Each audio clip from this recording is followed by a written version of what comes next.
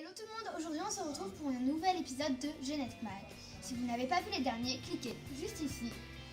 J'espère que ça va vous plaire et c'est parti! Du côté de l'expérience, aujourd'hui on va vous présenter comment faire un fractal coloré. Et comme d'habitude, les doses sont en barre d'infos.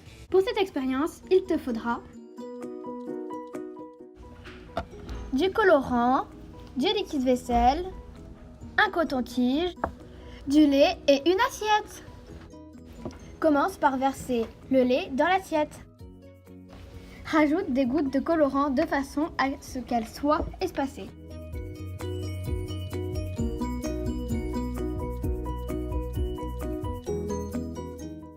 Trempe ton coton-tige dans le liquide vaisselle. Et pour finir, trempe ton coton-tige sur le colorant jusqu'à obtenir le motif souhaité.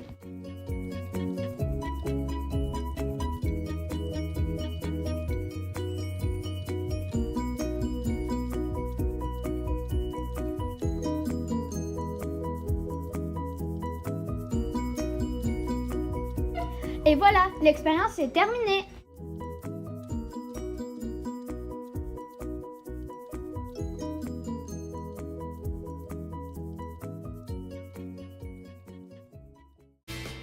Pour le reportage, aujourd'hui, on vous présente une interview de Laurie, animatrice scientifique du musée océanographique de Monaco. En quoi consiste votre métier?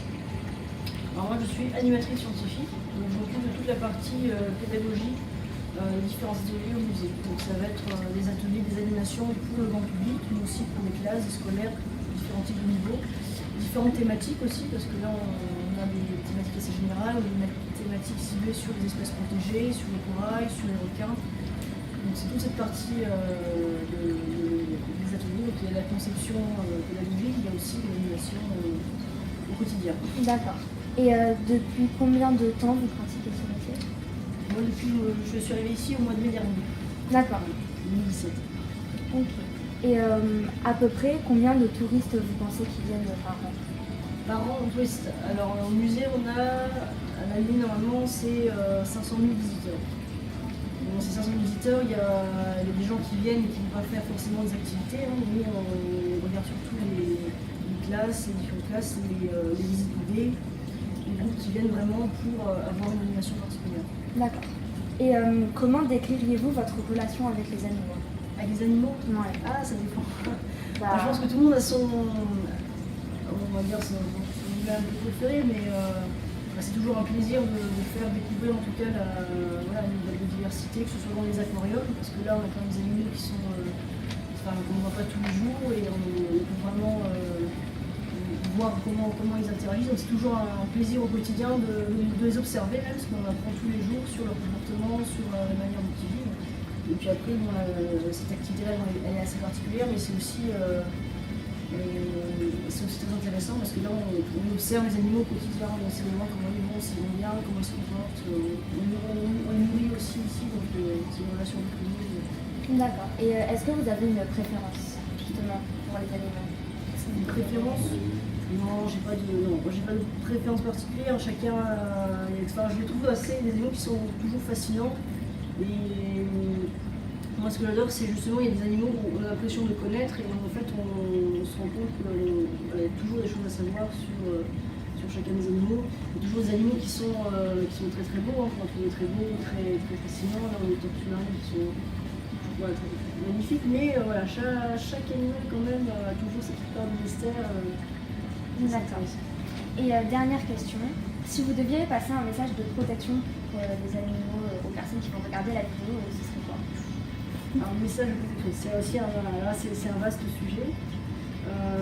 Mais la protection, ici, on essaie de l'aborder de plusieurs manières, parce qu'il y a plusieurs types de menaces selon les espèces dont on parle. Globalement, là, il faut faire attention à la manière dont nous on consomme au quotidien, parce que ça va impacter forcément les océans. On parle beaucoup aujourd'hui de déchets plastiques, par exemple, c'est une thématique qui est forte, mais c'est vrai qu'aujourd'hui on se rend compte que c'est un problème, c'est plus un problème local, c'est vraiment un problème global, général. Et ça concerne aussi tout le monde, parce que voilà, sur ce type de déchets, c'est nous qui l'utilisons, c'est nous qui le... C'est pour ça qu'il y a un aquarium avec tous les déchets retrouvés. Tout à fait, ouais. Ça faisait partie d'une campagne européenne qui a été lancée en juillet dernier pour sensibiliser les gens sur le fait que dans certains endroits des océans actuellement, on trouve ce genre de paysage. Donc c'est pas que du plastique, hein. Là c'est vraiment tout type de déchets. Et c'est une petite piqûre de rappel sur le fait que tout ce qui est produit sur Terre, en fait, va retourne aussi dans la mer. Aujourd'hui, on a quand même 80% des déchets marins qui proviennent de sont terrestres. Donc, à un moment donné, on sait que ça va terminer. Voilà.